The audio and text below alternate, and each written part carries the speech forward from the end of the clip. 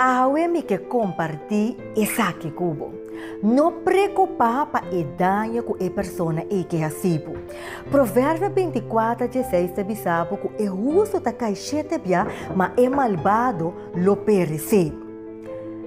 Se o coração está ancrado em Deus e a confiança está completamente dentro e você tem certeza que você está cobrido em seu sangue, nenhum dano não pode guardar assim contra você. Tudo o qual é malvado que hace cubo lo convertir de bendição para você. Mas ao fim e ao cabo, tudo costa obra para bom.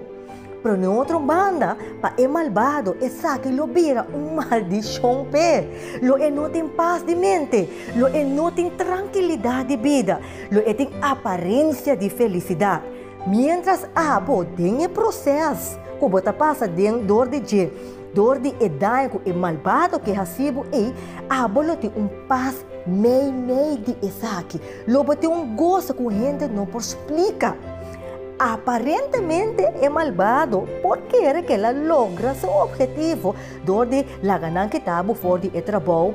Ou, qualquer dano que quer a logra, aparentemente por a logra. Pero da maneira me mencionar, turcos lo obra pa bom.